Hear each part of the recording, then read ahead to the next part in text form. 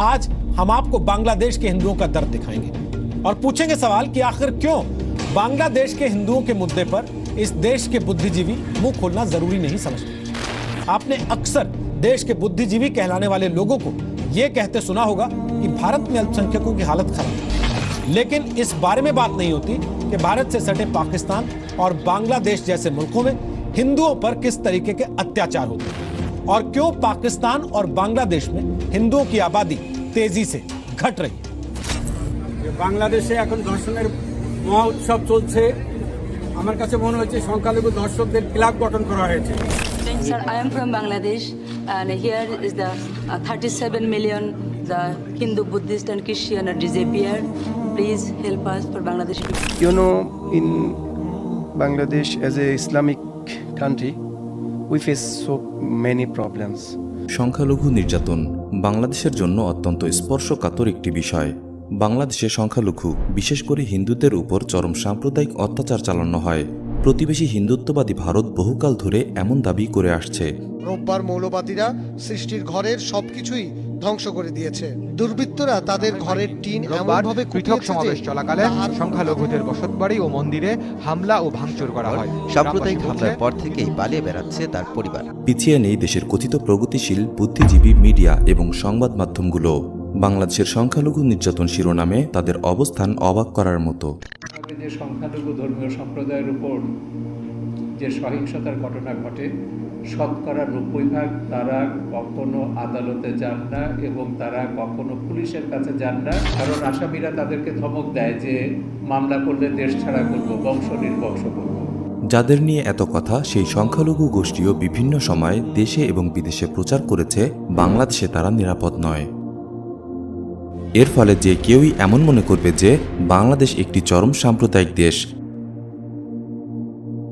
এমন বাস্তবতায় বহির্বিশ্বে মুসলিম অধ্যুষিত বাংলাদেশের ইমেজ খারাপ হয়েছে, আন্তর্জাতিক চাপ এসেছে। শুধু তাই নয়, সংখ্যালঘু ইস্যুতে প্রতিবেশী বন্ধুরাষ্ট্র ভারত বিভিন্ন সময় বাংলাদেশ দখলের হুমকি পর্যন্ত দিয়েছে। অথচ সংখ্যাগরিষ্ঠ মুসলিমরাই বাংলাদেশে কেবলমাত্র মুসলিম হবার কারণে নানা হয়রানি এবং অত্যাচারের শিকার হচ্ছে। পাঞ্জাবি পায়জামা, দাড়ি টুপি থাকা কিংবা ইসলামী মূল্যবোধ অনুসারে জীবনযাপনের কারণে বহু মুসলিমকে সন্ত্রাসী, জঙ্গি ট্যাগ দেওয়া হয়েছে। জেল, জুলুম, গুম, পুলিশি রিমান্ডে মৃত্যু ইত্যাদি মুসলিমদের নিত্য নৈমিত্তিক বিষয় হয়ে দাঁড়িয়েছে। আলেম উলামাদের উপরে স্মরণকালের সবচেয়ে ভয়াবহ ক্র্যাকডাউন শুরু হয়েছে। বাংলাদেশের মতো মুসলিম সংখ্যাগরিষ্ঠ দেশের মুসলিমরা আজ নিজেদের মাটিতেই ইসলামোফোবিয়ার শিকার। অন্যদিকে প্রশাসন সহ রাষ্ট্রের সকল পর্যায়ে হিন্দুদের চরম আধিপত্য যুগ চলছে। ছাত্রলীগ নেতা সঞ্জিত চন্দ্র দাস বিভিন্ন সময়ে আলেম উলামা এবং মুসলিমদের হাত পা কেটে বুড়িগঙ্গায় ভাসিয়ে দেওয়া কিংবা কলিজা ছিঁড়ে নেবার হুমকি দিয়েও বহল তবিয়াতেই আছে।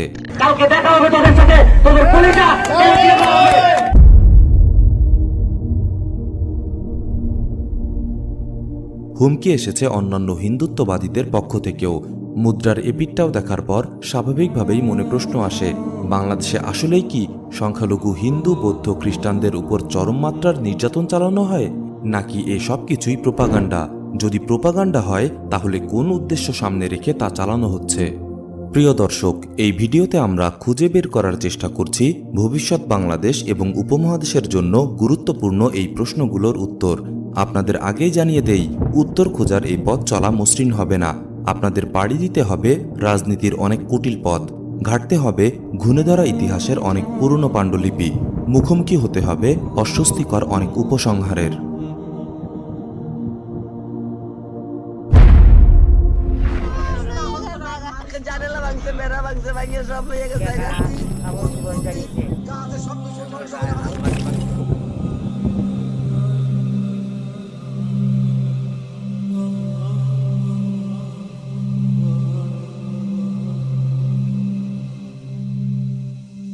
বাংলাদেশের সংখ্যালঘু নির্যাতন নিয়ে যে দেশটি সবচেয়ে বেশি সোচ্চার সেটি হচ্ছে ভারত।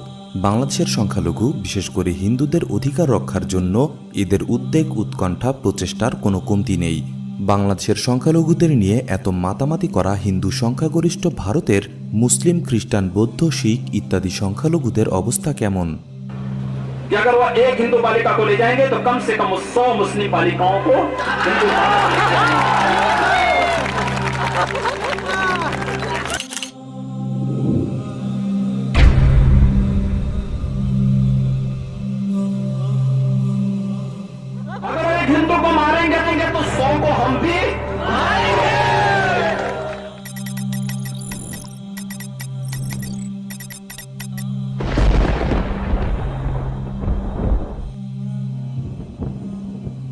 আমেরিকার পিউ রিসার্চ সেন্টারের গবেষণা অনুযায়ী বিশ্বের যে দেশগুলোতে সর্বাধিক ধর্মীয় সহিংসতা ঘটে এমন 5টি দেশের মধ্যে রয়েছে ভারত। ভারতের রাষ্ট্রযন্ত্র থেকে আমজনতা সংখ্যালঘু বিশেষ করে মুসলিমদের উপর যে নৃশংস অত্যাচার চালায় তা সমগ্র বিশ্বে বিরল। একই সাথে সারা দুনিয়া এর সাক্ষী। কেবল গরুর গোশত রাখার সন্দেহে মুসলিমদের পিটিয়ে মেরে ফেলা হয়, মুসলিম নারীদের গণধর্ষণ করা হয়, মুসলিমদের বাধ্য করা হয় হিন্দুত্ববাদের জয় শ্রীরাম স্লোগান দিতে। গরুর গোবর খেতে বাধ্য করা হয় মুসলিমদের। জয় শ্রীরাম স্লোগান দিতে রাজি না হয় নববিবাহিত তবরেজ আনসারি নামের এক মুসলিম যুবককে 18 ঘন্টা ধরে নির্যাতন করে হত্যা করে হিন্দুরা। অনেকের গায়ে আগুন লাগিয়ে দেয়া হয়েছে। কথিত লাভ জিহাদের স্লোগান তুলে আইন করে মুসলিমদের উপর চরম অত্যাচার চালানো হচ্ছে। ভারতের সাম্প্রদায়িকতার আরেকটি রক্তাক্ত উদাহরণ হল কাশ্মীর। গত 30 বছরে ভারতীয়দের হাতে কাশ্মীরে নিহত হয়েছে প্রায় 1 লাখ মুসলিম, গণধর্ষিত হয়েছে 11,000 মুসলিম নারী। সকল আন্তর্জাতিক আইন লঙ্ঘন করে হিন্দুত্ববাদের ঝান্ডাবাহী নরেন্দ্র মোদী সরকার 2019 সালে কাশ্মীরের স্বায়ত্তশাসন বাতিল করে কাশ্মীর দখল করে নেয়। শুধু কাশ্মীর নয়, ভারতের অন্যান্য রাজ্যেও হিন্দুত্ববাদী ভারত ঠান্ডা মাথায় মুসলিমদের হত্যা করেছে। মুসলিম রাজ্য হায়দ্রাবাদ দখলের সময় ভারত হত্যা করেছে প্রায় 2 লাখ মুসলিম। 500 বছরের পুরনো বাবরি মসজিদ ধ্বংস করে সেখানে রাম মন্দির বানানো হচ্ছে। এর প্রতিবাদের ফলস্বরূপ প্রায় 2000 মুসলিমকে প্রাণ দিতে হয়েছে হিন্দুদের হাতে। আসামে গুজরাট দাঙ্গা কিংবা দিল্লি দাঙ্গার সময় হাজার হাজার মুসলিমকে হত্যা করা হয়েছে রাষ্ট্রীয় শক্তি ব্যবহার করে। মসজিদ ভাঙচুর করা হয়েছে।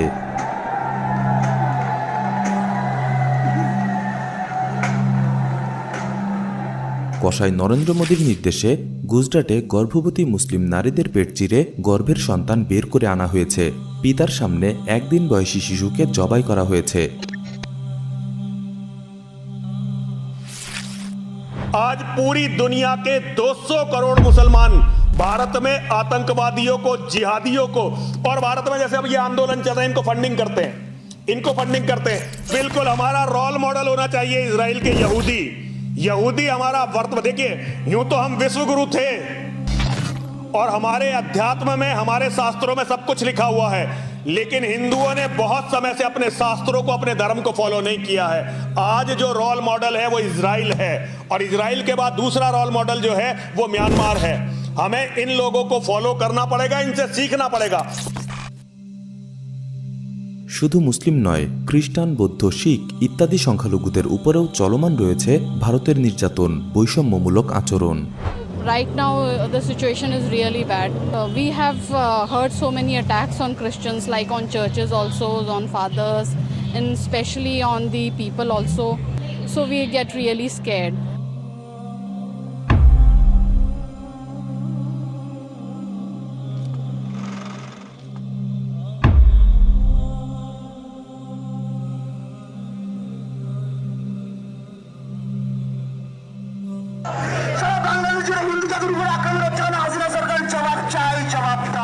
নিজের দেশের সংখ্যালঘুদের উপর নজিরবিহীন নির্যাতন চালানো ভারত যখন প্রতিবেশী বাংলাদেশের সংখ্যালঘু নির্যাতন নিয়ে আন্তর্জাতিক পরিমণ্ডলে সোচ্চার হয়, তখন তা ভারতের উদ্দেশ্য সম্পর্কে যথেষ্ট সন্দেহের উদ্রেক করে। বাংলাদেশের সংখ্যালঘু নির্যাতন নিয়ে যারা সোচ্চার তাদের প্রায় প্রত্যেকেই ভারতের সাথে প্রত্যক্ষ বা পরোক্ষভাবে যোগাযোগ রাখে। এই বিষয়টি ভারতের উদ্দেশ্য এবং দাবি সম্পর্কে সন্দেহ আরও ঘনীভূত করে। আমাদের সামনে প্রশ্ন এসে দাঁড়ায়, বাংলাদেশে কি আসলেই সংখ্যালঘু নির্যাতন হয়? বাংলাদেশে সংখ্যালঘু নির্যাতনের বাস্তবতা অনুধাবন করার জন্য আমরা আলোচিত কয়েকটি সংখ্যালঘু নির্যাতনের ঘটনা বিশ্লেষণ করতে চাই। 1. প্রিয়া সাহা। বাংলাদেশ হিন্দু বৌদ্ধ খ্রিস্টান ঐক্য পরিষদের তৎকালীন সাংগঠনিক সম্পাদক প্রিয়া সাহা 2019 সালে আমেরিকার তৎকালীন প্রেসিডেন্ট ডোনাল্ড ট্রাম্পের কাছে সংখ্যালঘু নির্যাতন করার কারণে বাংলাদেশের বিরুদ্ধে নালিশ জানায়। Sir, I am from Bangladesh, and here is the 37 million the Hindu, Buddhist, and Christian are disappeared. Please help us for Bangladeshi people. We want to stay in our country. Yeah, still there is 18 million minority people. My request is, please help us. We don't want to leave our country. Just help us to stay. I have lost my home. They burned my home. They taken my land, but no judgment. yet taken place. Please. Who took the land? Who took the home and the land? The Muslim fundamentalist group. Priya Saha Donald ট্রাম্পের কাছে নালিশ জানায় মুসলিম মৌলবাদীরা তার ঘর বাড়ি পুড়িয়ে দিয়েছে, জায়গা জমি দখল করেছে। প্রিয়া সাহার এই বক্তব্য হিন্দুরা ফলাওভাবে প্রচার করতে থাকে। বাংলাদেশের সংখ্যালঘুরা নিরাপদ নয় এমন বয়ান প্রতিষ্ঠিত করার আপ্রাণ চেষ্টা চালায়।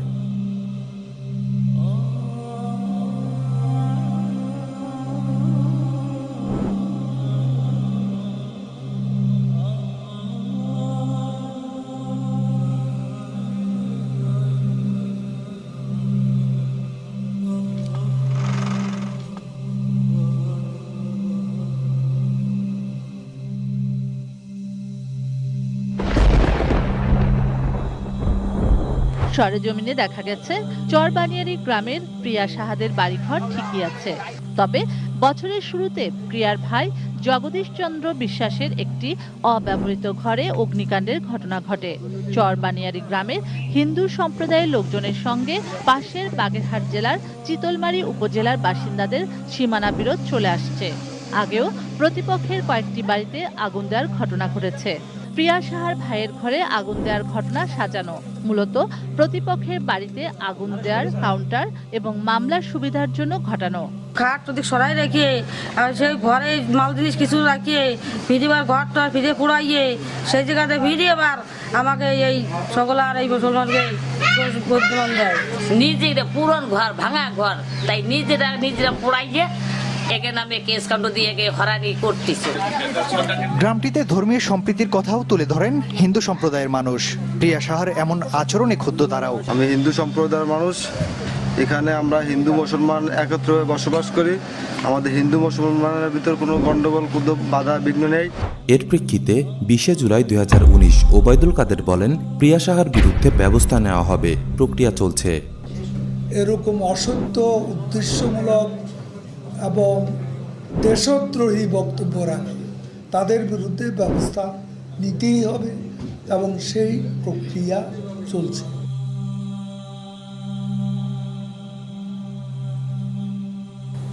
তড়িঘড়ি করে কোনো সিদ্ধান্ত নেওয়ার প্রয়োজন নেই। প্রিয়া শাহ যা বলেছেন, কি বলতে চেয়েছেন, তার একটা পাবলিক স্টেটমেন্ট করা উচিত, তারও আত্মপক্ষ সমর্থনের একটা সুযোগ থাকা উচিত। এবং 23 জুলাই 2019 দফা হয় এভাবে। শুরুতে সরকারের স্থানীয় কয়েকজন নেতা বেশ ক্ষুব্ধ প্রতিক্রিয়া জানালেও প্রিয়া সাহাকে আত্মপক্ষ সমর্থন করার সুযোগ দেওয়ার ব্যাপারে প্রধানমন্ত্রীর নির্দেশনা আসার পর আর কাউকে এ বিষয়ে মন্তব্য করতে দেখা যায়নি।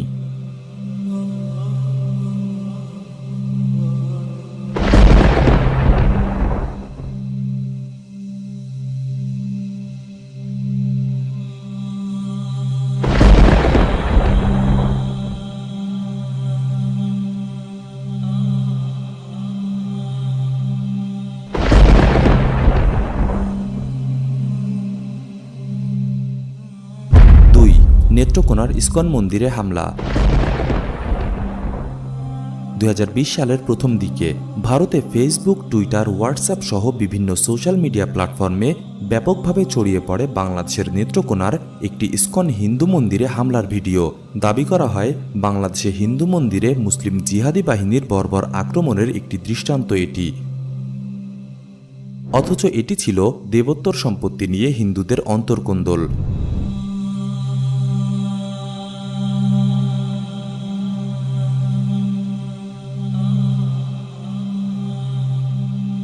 ভারতের দ্য কুইন পোর্টাল বিষয়টি নিয়ে বাংলাদেশের ইসকন কর্তৃপক্ষের সাথে যোগাযোগ করে। তখন ইসকন কর্তৃপক্ষ পরিষ্কার করে জানায়, এই হামলার সাথে সাম্প্রদায়িকতা বা ধর্মের বিন্দুমাত্র সংস্রব নেই। 3. সুনামগঞ্জের সাল্লায় হিন্দুদের ঘরবাড়ি ভাঙচুর। 2021 সালের 17 মার্চ হিন্দুদের উপর এই হামলা হয়। সঙ্গে সঙ্গে হামলার জন্য হেফাজতে ইসলামকে দায়ী করে ভারতের দালাল হলুদ মিডিয়াগুলোতে ব্যাপক প্রচারণা চালানো হয়। হেফাজত নেতা মাওলানা মামুনুল হকের সমালোচনা করে ফেসবুকে পোস্ট দেয় বুধবার সকালে সুনামগঞ্জের সাল্লায় নোয়াগাঁও গ্রামে হিন্দু পল্লীতে হামলা ও লুটপাট চালিয়েছে তার কট্টরপন্থী সমর্থকরা। হিন্দু, বৌদ্ধ, খ্রিস্টান ঐক্য পরিষদ সহ বিভিন্ন সংগঠন মুসলিম সাম্প্রদায়িক গোষ্ঠীদের বিরুদ্ধে রুখে দাঁড়ানোর আহ্বান জানায়। সাম্প্রদায়িক সন্ত্রাস প্রতিরোধের আহ্বান জানিয়ে বিবৃতি প্রদান করেন 10 জন বিশিষ্ট নাগরিক।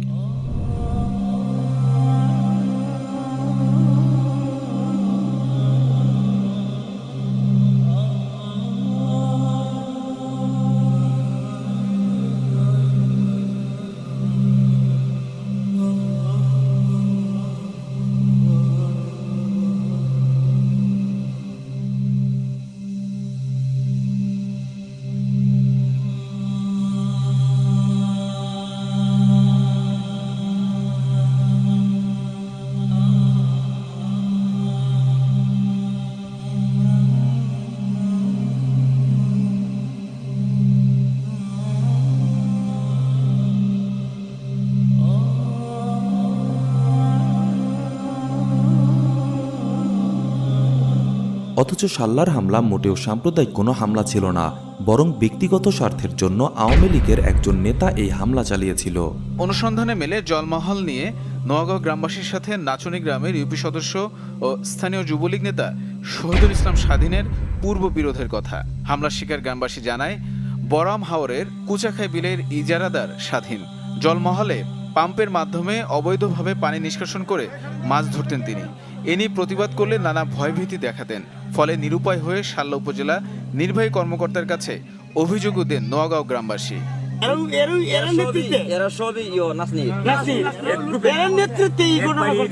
এই বিল হিজবার আমরা বাধা এসেছি, আমরা বাধা দেওয়ার কারণ হলো আমরা হাওরে যে জমিন করি, এই জমিনও পানি টেনে পাওয়া যায় না, অসময়ে তারা ফির চালায়, আমরা এই পানির অভাবে আমরা খেতাই নষ্ট হয়ে যায়। এরই জেরে ওই দিন ফেসবুকে মামুনুল হককে নিয়ে স্ট্যাটাসকে ইস্যু করে মাইকিং করে হামলা চালানো হয়। 4. ওসি প্রদীপের সিনহা কিলিং। 2020 সালের 31শে জুলাই টেকনাফ থানার ওসি প্রদীপ কুমার দাসের পরিকল্পনা ও নির্দেশে সেনাবাহিনী থেকে অবসরপ্রাপ্ত মেজর সিনহাকে হত্যা করা হয়।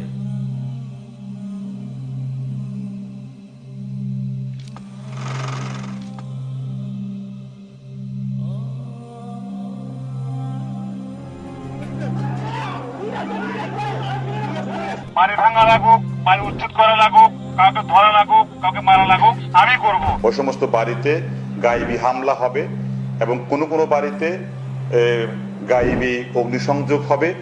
মাদক ব্যবসা, হত্যা, লুটপাট, জমি দখল, ক্রসফায়ার বাণিজ্য, নারী নির্যাতন ইত্যাদি নানা অপকর্মের মাধ্যমে ওসি প্রদীপ আগে থেকেই কক্সবাজার টেকনাফে ত্রাসের রাজত্ব কায়েম করে রেখেছিল।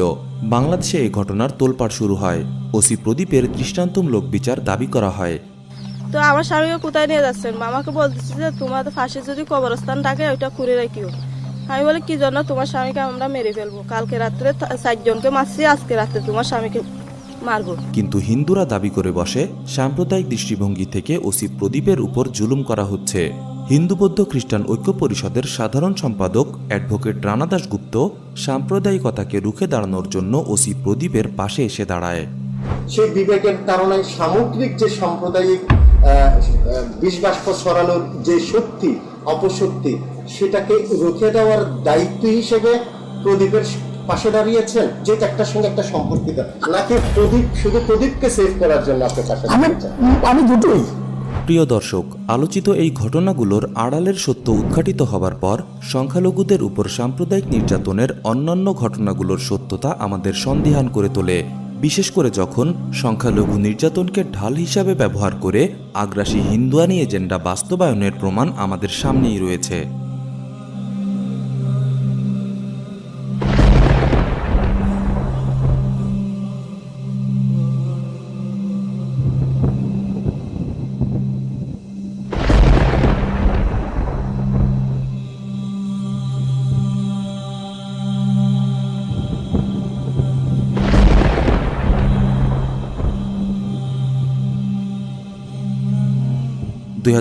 সালের নির্বাচনের পর সংখ্যালঘুদের উপর মুসলিম কর্তৃক সাম্প্রদায়িক নির্যাতনের অনেক খবর ভাইরাল হয়ে পড়ে। যশোরের মনিরামপুরের এক হিন্দু নারীকে ধর্ষণের ঘটনা বেশ আলোড়ন তোলে। ধর্ষণের শিকার পরিবারের দাবি ধর্ষণের সাথে কোনো মুসলমান নয়, হিন্দু প্রতিবেশীরাই জড়িত ছিল।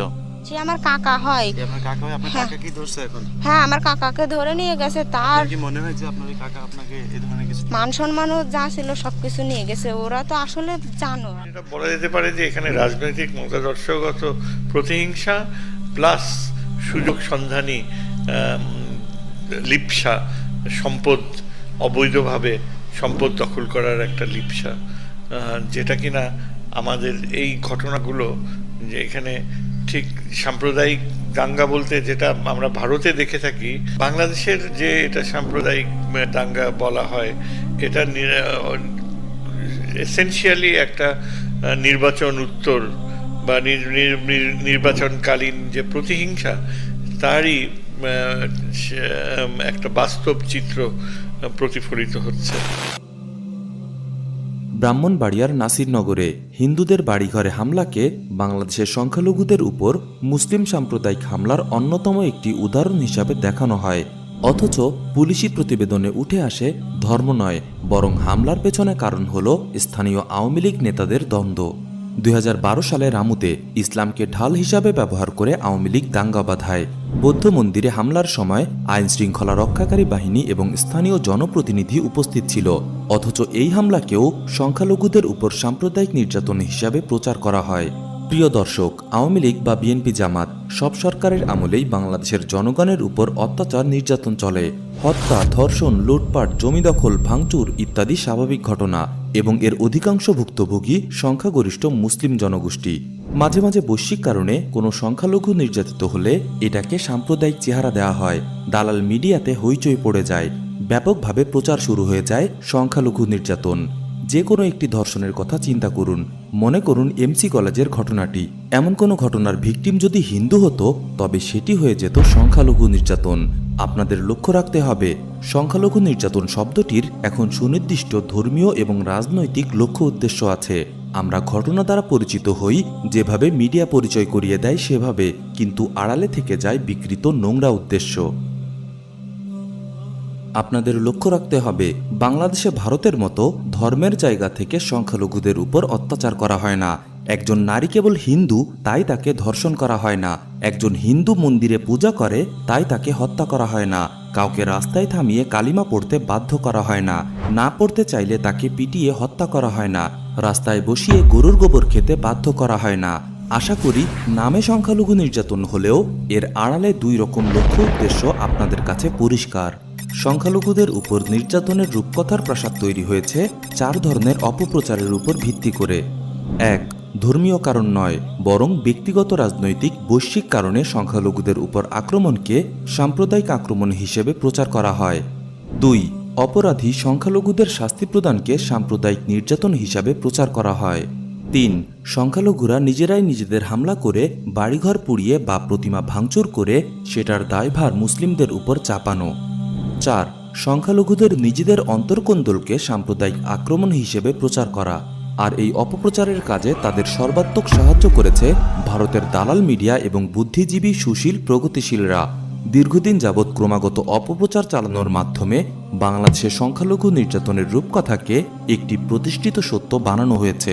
এ পর্যায়ে নতুন যে প্রশ্ন আসে সেটি হলো, বাংলাদেশের সংখ্যালঘুদের উপর অত্যাচার না হলে কেন সংখ্যালঘুদের সংখ্যা কমে যাচ্ছে?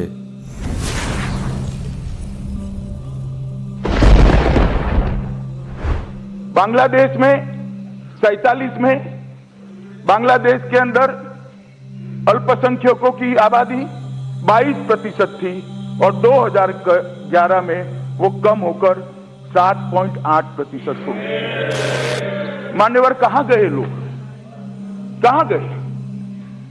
या तो उनका धर्म परिवर्तन हो गया, या तो भारत में आए, या तो मार दिए गए, या तो प्रताड़ित कर भगा दिए गए। 1947 में बांग्लादेश के इलाके में जो हिंदू आबादी 28% थी, वो बांग्लादेश बनने के बाद 1981 में हुई पहली जनगणना में सिर्फ 12.13% ही रह गई। ভারত সাধারণ হিন্দু জনতা, প্রিয়া সাহা, ভারতের আদর্শবাহী হিন্দু বৌদ্ধ খ্রিস্টান ঐক্য পরিষদ, হিন্দু মহাজোটের মতো সংগঠন দাবি করে বাংলাদেশে মুসলিমদের হাতে ব্যাপক মাত্রার সংখ্যালঘু নির্যাতন হয়। এ কারণেই হিন্দুদের সংখ্যা কমে যাচ্ছে। ডিবিসি, 71 সহ মূলধারার মিডিয়া কিংবা শাহরিয়ার কবির, মুনতাসির মামুনের মতো বুদ্ধিজীবীরাও তাদের সাথে সুর মিলায়। কিন্তু প্রকৃতপক্ষে বাংলাদেশে হিন্দুদের সংখ্যা কখনো কমেনি, বরং বেড়েছে। স্বাধীনতার পর বাংলাদেশে প্রথম আদমশুমারি পরিচালিত হয় 1974 সালে। সে সময় হিন্দু জনগোষ্ঠীর সংখ্যা ছিল 1,04,39,000। 2011 সালে সর্বশেষ আদমশুমারি অনুসারে হিন্দুদের সংখ্যা 1,38,39,000। প্রিয়া সাহা 3,70,00,000 সংখ্যালঘু নিখোঁজের কথা বলে ডোনাল্ড ট্রাম্পের কাছে নালিশ দিয়েছিল বাংলাদেশের বিরুদ্ধে। কিন্তু বাংলাদেশে কখনোই সংখ্যালঘু জনগোষ্ঠীর সংখ্যা এর অর্ধেকও ছিল না। তাহলে হিন্দু জনগোষ্ঠীর আনুপাতিক হার কেন কমে যাচ্ছে? ব্রিটিশ আমল থেকেই হিন্দু জনগোষ্ঠীর আনুপাতিক হার ক্রমাগত কমে যাচ্ছে। 1911 সালের আদমশুমারি অনুযায়ী পূর্ব বাংলায় হিন্দু জনগোষ্ঠীর আনুপাতিক হার ছিল 31%। 1941 সালে তা হয় 28%। এ সময় পূর্ব বাংলার অধিকাংশ জমিদার ছিল হিন্দু। হিন্দুদের হাতেই তখন মুসলিমরা নির্যাতিত হচ্ছিল। তাহলে এ সময় কেন হিন্দুদের আনুপাতিক হার কমে গেল? 1947 সালে দেশভাগের পর বিপুল পরিমাণ হিন্দু ভারতে চলে যায়। ভারত থেকে বিপুল পরিমাণ মুসলিম বাংলাদেশে আসে। এর ফলে মুসলিম জনগোষ্ঠীর আকার বেড়ে যায়, হিন্দু জনগোষ্ঠীর অনুপাত কমে যায়। 1971 সালে মুক্তিযুদ্ধের সময় পাকিস্তানি শাসক গোষ্ঠীর অত্যাচারে ভারতে আশ্রয় নেয় লাখ লাখ হিন্দু। এদের অনেকেই ভারতে থেকে যায়। পাকিস্তানি শাসক গোষ্ঠীর অত্যাচারের দায়ভার বাংলাদেশের মুসলিমদের উপর চাপানো কতটা যুক্তিগত? 1974 সালের আদমশুমারি অনুসারে হিন্দুদের সংখ্যা ছিল 14%। 2011 সালের আদমশুমারি অনুযায়ী এটা 8.4%। 37 বছরে বাংলাদেশে হিন্দু জনগোষ্ঠীর আনুপাতিক হার কমে গিয়েছে প্রায় 5.5%। ডেমোগ্রাফিক্যালি যদি আপনি জনমিতিক প্রক্রিয়ার মধ্য দিয়ে যাই তাহলে চিন্তা এটাকে খুব একটা অস্বাভাবিকভাবে দেখার কোনো কারণ নেই।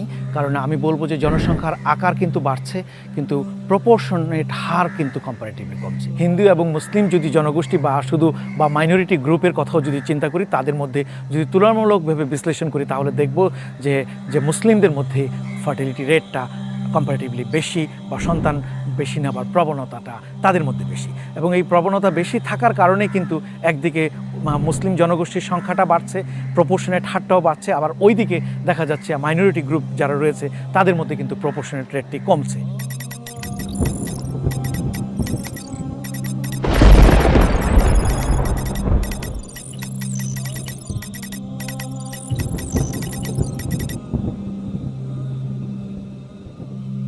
আচ্ছা, তবে হিন্দুদের স্বর্গরাজ্য ভারতের দিকেই না হয় তাকানো যাক। হিন্দুদের স্বর্গরাজ্য ভারতেও হিন্দু জনগোষ্ঠীর আনুপাতিক হার কমে যাচ্ছে, মুসলিমদের বাড়ছে। হিন্দুত্ববাদী ভারত এটা নিয়ে অত্যন্ত উদ্বিগ্ন হয়ে পড়েছে। হিন্দুত্ববাদী ভারতে কেন হিন্দুদের আনুপাতিক হার কমে যাচ্ছে? সেখানে তো মুসলিমরা হিন্দুদের উপর অত্যাচার করছে না।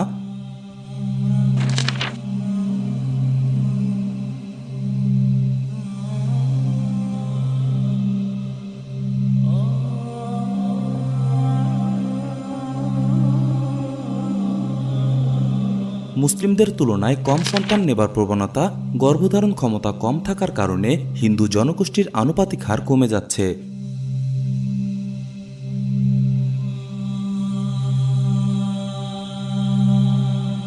শুধু এই ভয়েই হিন্দুরা এখন একাধিক বিয়ের জন্য উৎসাহ দিচ্ছে, প্রচার চালাচ্ছে। এর পরেও বাংলাদেশে হিন্দুদের জনসংখ্যার হার কমে যাওয়াকে সাম্প্রদায়িক নির্যাতনের ফসল হিসাবে দেখানো হিন্দুত্ববাদী মিথ্যাচার ছাড়া আর কিছুই না। কারা বাংলাদেশের সাম্প্রদায়িক নির্যাতনের রূপকথা প্রচার করে বেড়ায়?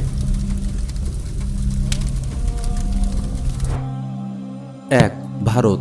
বাংলাদেশের সংখ্যালঘু নির্যাতনের রূপকথা প্রচারের দায়িত্ব একনিষ্ঠভাবে পালন করে যাচ্ছে ভারত। ভারতের আমজনতা, রাজনৈতিক দল, বিভিন্ন হিন্দুত্ববাদী সংগঠন, অ্যাক্টিভিস্ট, সরকারের মন্ত্রী আমলা, সেলিব্রিটি সবাই বাংলাদেশকে একটি সাম্প্রদায়িক দেশ হিসাবে প্রমাণে বদ্ধপরিকর।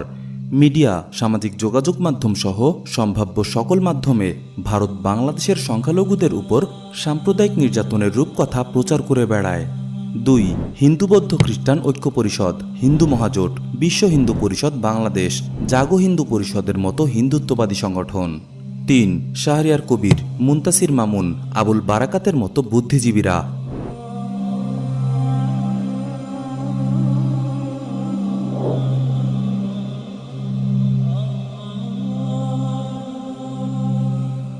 4. ভারত এদের দিয়ে সংখ্যালঘুদের উপর কল্পিত নির্যাতনের কল্পকাহিনীর উপর ডকুমেন্টারি, গবেষণা, প্রবন্ধ ইত্যাদি প্রোডাকশন তৈরি করায়। তারপর সেগুলোকে বাংলাদেশ সংখ্যালঘু নির্যাতনের রেফারেন্স হিসাবে ব্যবহার করে।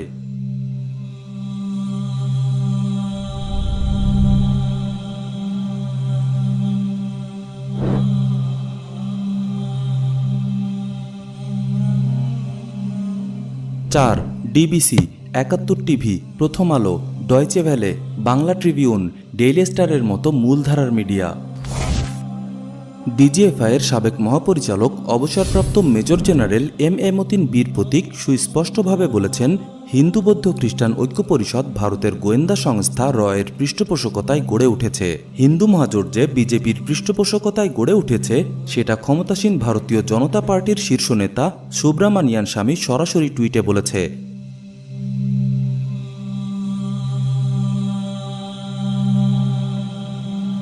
প্রকৃতপক্ষে বাংলাদেশে সংখ্যালঘু নির্যাতনের রূপকথা যারা প্রচার করে বেড়ায় তাদের কোনো না কোনোভাবে ভারতের সাথে যোগাযোগ রয়েছে। এবং তারকে কিছু ইন্ধনও আমি দেখছি ভারতীয় অনেক কর্মকর্তারা এখানে বসে বসে তাদেরকে ডেকে নিয়ে, এই তোমরা এখানকার একটা রাজনৈতিক দলের সঙ্গে থাকবা, কোনো মতেই আলাদা হওয়া যাবে না, হিন্দুদের আলাদা গ্রুপ করা যাবে না, তোমরা গ্রুপ করবা একসঙ্গে থেকে আমাদের পছন্দের অমুক দলটা সাপোর্ট করতে হবে। এবং শুধু তাই না, এবং ভারত থেকে যে বিশ্ব হিন্দু পরিষদের নেতারা আছে তারাও দেখি এখানে এসে বাংলাদেশের রাজনীতির ভিতর করায়।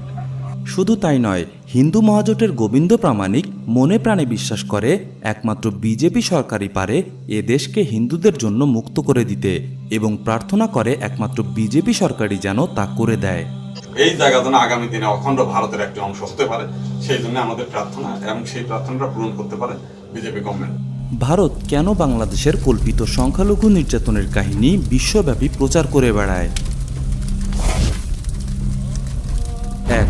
নিজেদের সংখ্যালঘু নির্যাতনের ঘটনা আড়াল করা। ভারতকে মুসলিম শূন্য করে একটি হিন্দু রাষ্ট্র হিসেবে প্রতিষ্ঠিত করার উদ্দেশ্যে সংখ্যালঘুদের উপর নজিরবিহীন নির্যাতন চালায় ভারত। এর ফলে চরম সাম্প্রদায়িক ভারতের উপর আন্তর্জাতিক চাপ, নিষেধাজ্ঞা ইত্যাদি আসবে। তাই হিন্দুত্ববাদী ভারতের দরকার বিশ্ববাসীর মনোযোগ ভারত থেকে অন্যদিকে ঘুরিয়ে দেওয়া। বাংলাদেশে সংখ্যালঘু নির্যাতন হচ্ছে এমন দাবি করে বাংলাদেশের প্রতি বিশ্ববাসীর দৃষ্টি আকর্ষণের জন্য ভারত আপ্রাণ চেষ্টা চালায়।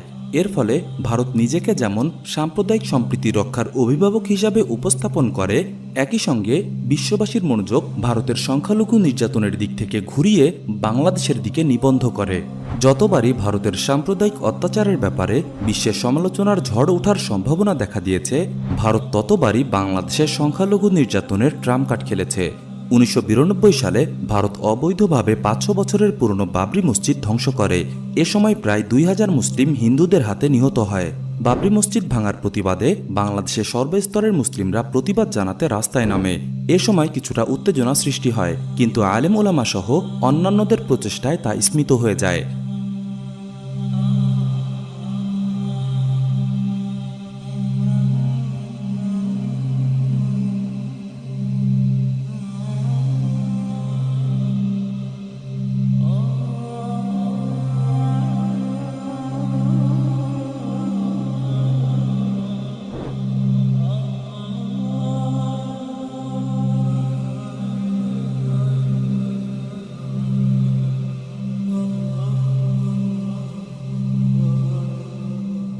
কিন্তু ভারতের নির্দেশে ভারতের এজেন্ট শিবশঙ্কর, হিন্দু বৌদ্ধ খ্রিস্টান ঐক্য পরিষদ সহ অন্যান্যরা বাংলাদেশে হিন্দু নির্যাতনের কল্পকাহিনী ফেঁদে বসে। দাবি করা হয় বাংলাদেশে হিন্দুদের হাজার হাজার ঘরবাড়ি, মন্দির ধ্বংস করা হয়েছে, হিন্দু নারীদের ধর্ষণ করা হয়েছে। ভারত বহির্বিশ্বে ব্যাপক মাত্রায় এই কল্পকাহিনীগুলো প্রচার করতে থাকে। বিশ্ববাসীর মনোযোগ ভারতের বাবরি মসজিদ থেকে বাংলাদেশের দিকে ঘুরে যায়। বাবরি মসজিদ ধ্বংসের অল্প কয়েকদিনের মাথায় ভারত তথা বাংলাদেশি লেখিকা তসলিমা নাসরিনকে দিয়ে লজ্জা উপন্যাস লেখায়। লজ্জা উপন্যাসে বাংলাদেশে হিন্দুদের উপর কল্পিত অত্যাচারের চিত্র দেখানো হয়। ভারত এই লজ্জা উপন্যাসটি ব্যাপকভাবে প্রচার করতে থাকে। লজ্জা উপন্যাসে জঘন্য মিথ্যাচারের কারণে তসলিমা নাসরিন বাংলাদেশি মুসলিমদের কঠোর সমালোচনার শিকার হয়। ভারত প্রচার করতে থাকে বাংলাদেশের মুসলিমদের সাম্প্রদায়িকতার মুখোশ খুলে দেওয়ায় তসলিমা নাসরিনকে দেশ থেকে বিতাড়িত হতে হয়েছে। ভারতের এমন অপপ্রচারের ফলে পুরো বিশ্ব মৌলবাদী সাম্প্রদায়িক বাংলাদেশের সমালোচনায় ব্যস্ত হয়ে পড়ে। তসলিমা নাসরিন ইস্যুতে চাপা পড়ে যায় ভারতের বাবরি মসজিদ ধ্বংসের ঘটনা।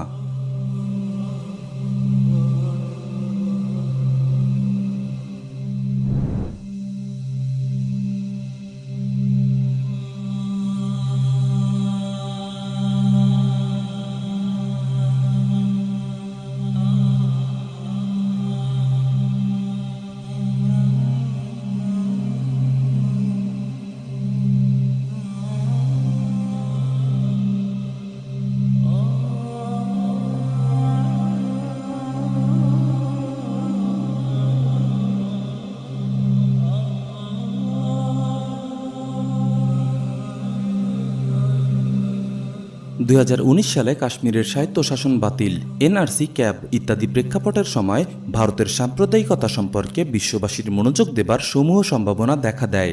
এ সময় প্রিয়া সাহা তৎকালীন মার্কিন প্রেসিডেন্টের কাছে গিয়ে বাংলাদেশের কথিত সংখ্যালঘু নির্যাতনের গালগল্প শুনিয়ে বিশ্ববাসীর মনোযোগ বাংলাদেশের দিকে ঘোরানোর চেষ্টা করে।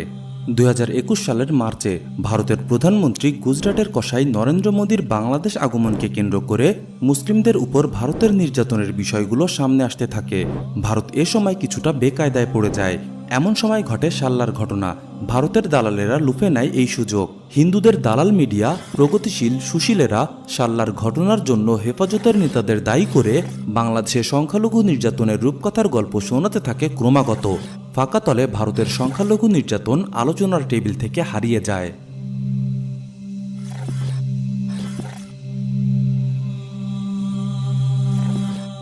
2. অখণ্ড ভারত প্রতিষ্ঠা করা।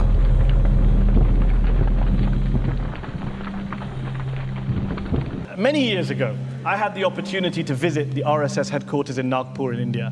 And when I went there, I saw this massive map on the wall which showed India, but no Pakistan and no Bangladesh. And I believe that's what's called Akhand Bharat, undivided India in some circles, Hindu national circles. Is that what you want to see one day? India restored, undivided, Bangladesh, Pakistan gone from the map? The RSS still believes that one day these parts which have for historical reasons separated only 60 years ago will again through popular goodwill come together and Akhand Bharat will be created. Wow. The RSS believes in that. As an RSS member, I also hold on to that view. প্রতিষ্ঠাকাল থেকেই ভারতের স্বপ্ন হচ্ছে বাংলাদেশ, ভারত, পাকিস্তান নিয়ে একটি অখণ্ড ভারত প্রতিষ্ঠা করা। এই লক্ষ্যে সে হায়দ্রাবাদ, সিকিমের মতো একের পর এক রাজ্য দখল করেছে। কিন্তু বর্তমান পরিস্থিতিতে স্বাধীন আরেকটি দেশে ভারত হুট করে সামরিক আগ্রাসন চালাতে পারে না। তাই ভারত বাংলাদেশ দখলের লাইসেন্স বানাচ্ছে বাংলাদেশের সংখ্যালঘু, বিশেষ করে হিন্দু নির্যাতনকে। ভারতের ক্ষমতাসীন বিজেপি পার্টির প্রভাবশালী নেতা এর মধ্যে বেশ কয়েকবার সংখ্যালঘু ইস্যুকে সামনে এনে বাংলাদেশ দখলের হুমকি দিয়েছে। ভারতের অন্যান্য নেতারাও পরোক্ষভাবে বাংলাদেশে ভারতের সেনা পাঠানোর কথা বলেছে। শুধু তাই নয়, একই সাথে দেশের ভেতরে বসে থেকে হিন্দু সংগঠনগুলো ভারতের পরিকল্পনা মাফিক কাজ এগিয়ে নিচ্ছে। বাংলাদেশের হিন্দুরাও ভারতের হিন্দুদের সাথে তাল মিলিয়ে অখণ্ড ভারত চাচ্ছে। 3 বার ভারতবর্ষে চলে গেছি, আর এই দেশে আসবো না।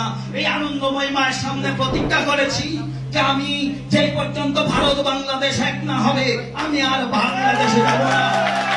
হিন্দু, বৌদ্ধ, খ্রিস্টান ঐক্য পরিষদ ঘুরিয়ে পেঁচিয়ে সংখ্যালঘু নির্যাতনের কারণে বাংলাদেশের বিরুদ্ধে ব্যবস্থা নেবার আহ্বান জানাচ্ছে ভারতকে।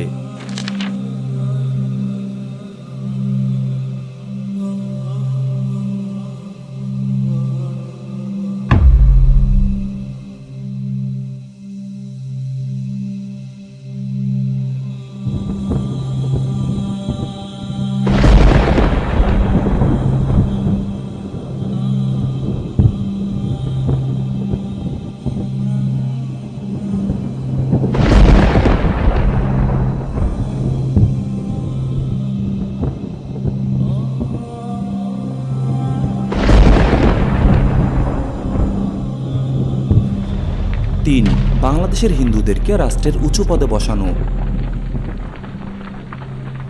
সংখ্যালঘুদেরকে নির্যাতন থেকে রক্ষা করা এবং তাদের প্রতি কথিত বৈষম্য দূর করার জন্য বাংলাদেশ সরকারকে বাধ্য করা হয়েছে রাষ্ট্রের গুরুত্বপূর্ণ পদে সংখ্যালঘু তথা হিন্দুদের বসাতে। বাংলাদেশের পুলিশ প্রশাসন থেকে শুরু করে সর্বত্রই আজ হিন্দুদের আধিপত্য। হিন্দুদের গুরুত্বপূর্ণ পদে বসানোর উদ্দেশ্য হল বাংলাদেশকে শোষণ এবং দখল করার পথ মসৃণ করা। এসব হিন্দুদের অধিকাংশই বাংলাদেশের স্বার্থের বিপক্ষে গিয়ে হলেও হিন্দুত্ববাদী ভারতকে সমর্থন করে। অনেকেই রয়ের এজেন্ট হিসাবে কাজ করে থাকে। 4. বাংলাদেশের হিন্দুদের সশস্ত্র করা। মুসলিমদের সাম্প্রদায়িক নির্যাতনের হাত থেকে আত্মরক্ষার অজুহাতে ভারত চায় এদেশের হিন্দুদের হাতে অস্ত্র তুলে দিতে। এর মাধ্যমে দুইটি উদ্দেশ্য পূরণ হবে। 1. এদেশের হিন্দুরা দাঙ্গা বাঁধিয়ে অস্থিতিশীল পরিস্থিতি সৃষ্টি করতে পারবে। খুব সহজেই প্রতিমা ভাঙচুর, মন্দির লুটপাট, খুন খারাপি চালাতে পারবে। পরে সেগুলোর দায়ভার মুসলিমদের কাঁধে দিয়ে সংখ্যালঘুদের রক্ষা করার জন্য ভারতকে বাংলাদেশে অভিযান চালাতে আহ্বান জানাবে। এখন আমাদের প্রত্যেকটা অভিভাবকের দায়িত্ব, যে গ্রামের মাতবরদের দায়িত্ব, সবাইকে ডেকে নিয়ে বসে আমাদের একটা ব্যাটল প্ল্যান করতে হবে। This is a battle. কিংবা প্রত্যেক বাড়ি ওখানে শিব পূজা হয়, একটা ত্রিশূল নিয়ে একজনের পেটের মধ্যে ঢুকিয়ে দিলে প্রত্যেকটি বাড়িতে 10টি করে ত্রিশূল লোহার এরা তৈরি করুক। দুর্গা পূজা অথবা কালী পূজা অথবা কার্তিক পূজা উপলক্ষে ওই ত্রিশূল নিয়ে একটা মহড়া দিক, এবং তারা একটা সংঘবদ্ধ থাকে যে কোনো প্রয়োজনে, যে কোনো বিপদে আপদে আমরা সংঘবদ্ধভাবে প্রতিরোধ করে দেব। 2. ভারত বাংলাদেশে সামরিক আগ্রাসন চালানোর সময় মুসলিমদের হত্যার কাজে এদেশের হিন্দুরা ভারতীয় বাহিনীকে প্রত্যক্ষভাবে সাহায্য করবে। প্রিয় দর্শক, আমরা বলছি ভারতের দাবি সঠিক। বাংলাদেশ একটি সাম্প্রদায়িক দেশ, তবে এখানে সংখ্যালঘুরা নির্যাতিত হয় না, বরং রাষ্ট্রীয়ভাবে সংখ্যালঘু হিন্দুদের পরিকল্পনা মতো সংখ্যাগরিষ্ঠ মুসলিমরা শুধু মুসলিম হবার অপরাধে নির্যাতনের শিকার হয়। সংখ্যালঘুদের অধিকার দেবার নামে অসাম্প্রদায়িক বাংলাদেশ গড়ার অজুহাতে বাংলাদেশের মিডিয়া, সরকার, প্রশাসন হিন্দুত্ববাদীদের পক্ষ নিয়ে ইসলাম এবং মুসলিমদের বিরুদ্ধে এক অসম যুদ্ধ শুরু করেছে। ইসলাম অবমাননা হলে হিন্দুদের আইডি হ্যাক্ট হয়, আর ইসলাম অবমাননার বিরুদ্ধে মুসলিমদের প্রতিবাদ হলে হ্যাক টু ডেথ হয়।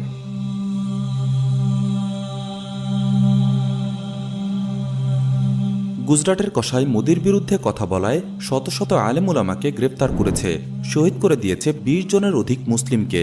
হিন্দুত্ববাদী সংগঠন সম্প্রীতি বাংলাদেশ দাড়ি রাখা, টাকনুর উপর প্যান্ট পরা, ধর্ম নিয়ে পড়াশোনা করা ও ধর্মচর্চাকে জঙ্গিবাদের লক্ষণ হিসাবে প্রচার করেছে। সম্প্রীতি বাংলাদেশের সাথে তাল মিলিয়ে বাংলাদেশের মূলধারার মিডিয়া এবং রাষ্ট্র নিজেও এমন মতামত প্রচার করেছে।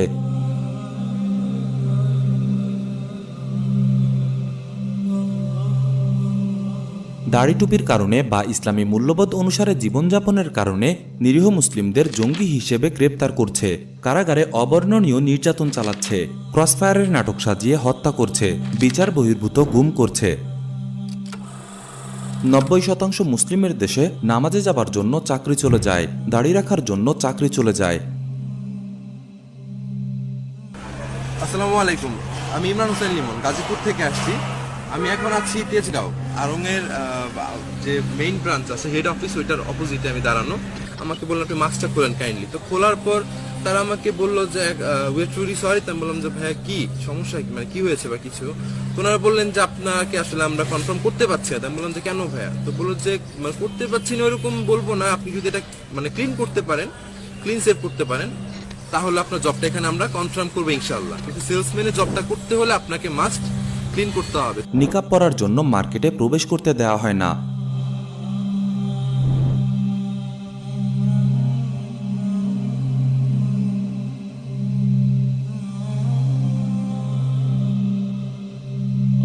উন্নয়নের নামে ধ্বংস করা হচ্ছে মসজিদ, মাদ্রাসা, অথচ হিন্দুদের মন্দির, ঘরবাড়ি রক্ষার জন্য জনগণের ট্যাক্সের কোটি কোটি টাকা খরচ করে ফ্লাইওভার বা রাস্তার নকশা পরিবর্তন করা হচ্ছে।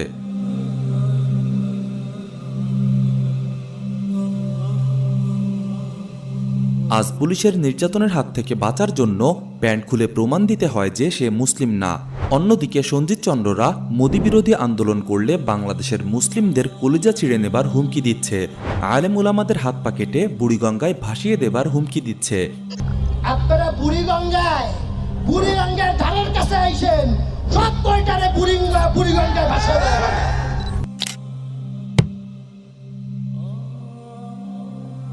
তোমাদের ধার ভোটকে হয় আমরা তোমাদের বঙ্গোপসাগরে নিক্ষেপ করব, নয়তো তোমাদের প্রিয় ভূমি পাকিস্তানে পাঠিয়ে দেব। হিন্দুরা প্রকাশ্য রাজপথে আলেম উলামাদের ধরে ধরে জবাই করার হুমকি পর্যন্ত শুনিয়ে দিচ্ছে।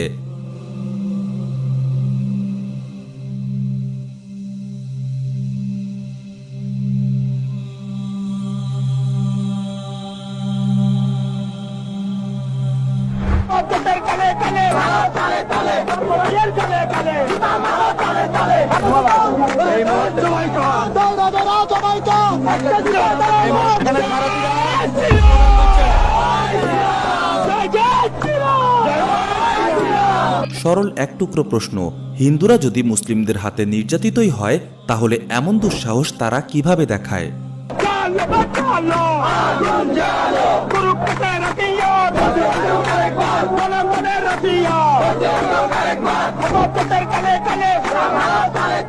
প্রকৃতপক্ষে হিন্দুত্ববাদী ভারত এবং তার দালাল সরকারের কাছে আজ পুরো বাংলাদেশ জিম্মি।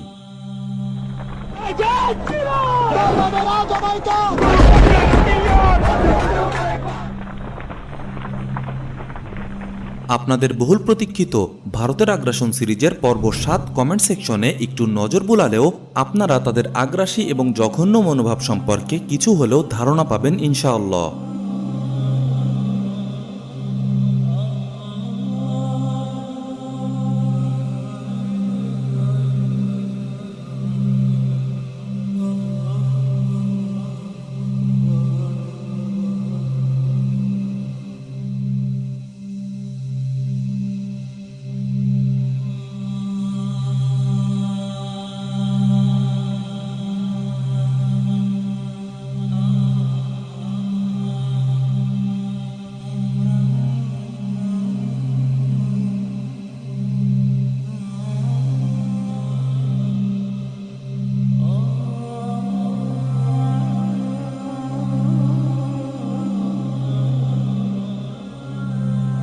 প্রিয় দর্শক, ভারত বাংলাদেশকে সাম্প্রদায়িক রাষ্ট্র হিসাবে পরিচিত করার যে মিশন হাতে নিয়েছিল তাতে সফল হবার দ্বারপ্রান্তে পৌঁছে গিয়েছে।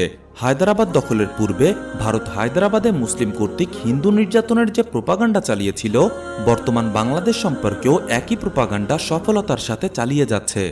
সংখ্যালঘু হিন্দু সম্প্রদায়কে কল্পিত মুসলিমদের নির্যাতনের হাত থেকে রক্ষার স্লোগান তুলে অচিরেই হায়দ্রাবাদের মতো বাংলাদেশে ভারতীয় সেনাবাহিনী অনুপ্রবেশ করিয়ে দেয়া অস্বাভাবিক কিছু নয়।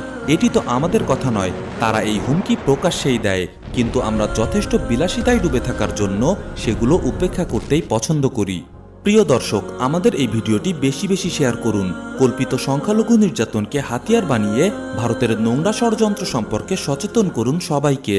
শত্রুরা অপেক্ষাতেই আছে, আমাদের নিজেদের মধ্যেও শত্রুদের দালাল অনুপ্রবেশ করেছে। প্রতিরোধের প্রথম ধাপ হচ্ছে সচেতনতা। বরাবরের মতোই আমরা বলি, আমরা তাই নিয়ে কাজ করি যা কেউ করতে চায় না, দেখতে চায় না। আমরা আপনাদের কাছে পৌঁছে দিয়েছি, এবার তা ছড়িয়ে দেবার দায়িত্ব আপনাদের কাঁধে, আপনার কাঁধে।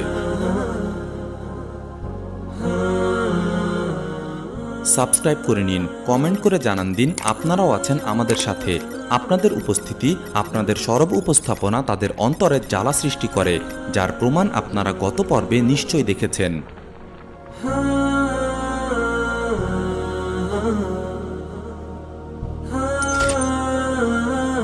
আমি, আপনি, আমরা, আমাদের পথ চলা হোক সত্যের সাথে।